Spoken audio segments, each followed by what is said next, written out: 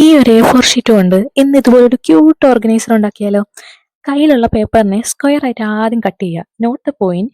ഈ ഒരു പ്രാവശ്യം മാത്രമേ നമ്മൾ പേപ്പർ കട്ട് ചെയ്യുന്നുള്ളൂ. അതുപോലെ തന്നെ ഈ ഓർഗനൈസർ ചെയ്യാൻ ഗ്ലൂവിന്റെ ഒന്നും ആവശ്യമില്ലടാ. അതിപ്പോ എങ്ങനെയാ എന്നല്ലേ? ഈ ഓർഗനൈസർ ചെയ്യാൻ കൈ കൊണ്ട് കുറെ മടക്കുകൾ മടക്കിയാൽ മാത്രം മതി. ആ മടക്കിലൂടെ ജസ്റ്റ് ഒന്ന് അറേഞ്ച് ചെയ്ത് കൊടുത്താൽ ഓർഗനൈസർ റെഡിയായി. പിന്നെ ഫോൾഡ് ചെയ്യുന്നത് കറക്റ്റ് ആയിരിക്കണം. അതുപോലെ പേപ്പർ കറക്റ്റ് സ്ക്വയറും ആയിരിക്കണം. അല്ലെങ്കിൽ ലാസ്റ്റ് ഇത് അറേഞ്ച് ചെയ്തെടുക്കുന്ന സമയത്ത് കുറച്ചൊന്ന് കൺഫ്യൂസ് ആകും. ഇത് ഫസ്റ്റ് ട്രൈ ചെയ്തപ്പോൾ എൻ്റെ അനുഭവം അങ്ങനെ ആയിരുന്നേ.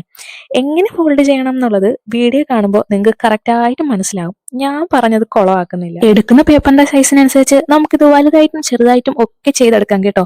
ഏറ്റവും സിമ്പിളായിട്ട് ചെയ്തെടുക്കാൻ പറ്റുന്ന ഒരു ഓർഗനൈസർ കൂടിയാണ് കേട്ടോ ഇത്. ഇതിന്റെ ഫൈനൽ ലുക്ക് എനിക്ക് ഒത്തിരി ഇഷ്ടമായിരുന്നു. എല്ലാവർക്കും ഇത് വളരെ സിമ്പിളായിട്ട് ചെയ്യാൻ പറ്റുന്നതേ ഉള്ളൂ കേട്ടോ.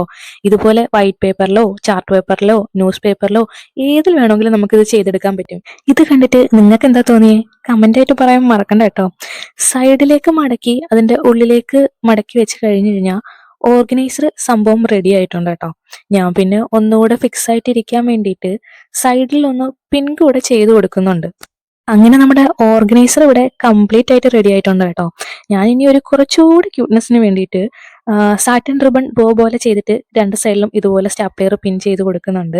ഇനി നിങ്ങൾക്ക് വേണമെങ്കിൽ കയ്യിലുള്ള സ്റ്റിക്കേഴ്സ് ഒക്കെ ആഡ് ചെയ്ത് കൊടുക്കാം കേട്ടോ. ഞാൻ ഇതുപോലെ റെഡ് കളർ ചാർട്ടിലും ഒന്ന് ചെയ്ത് എടുത്തിട്ടുണ്ട്. പക്ഷെ എനിക്ക് ഇതിൽ രണ്ടിൽ ഏറ്റവും കൂടുതൽ ഇഷ്ടപ്പെട്ടത് ഈ ഒരു വൈറ്റ് കളർ തന്നെയാണ് കേട്ടോ. നിങ്ങൾക്ക് ഏതാണ് ഇഷ്ടപ്പെട്ടതെന്ന് അതും കമന്റ് ആയിട്ട് തന്നെ പറഞ്ഞോളൂ. ഇഷ്ടപ്പെട്ട ആ വീഡിയോ ലൈക്ക് ചെയ്യാനും സപ്പോർട്ട് ചെയ്യാനും മറക്കണ്ട കേട്ടോ.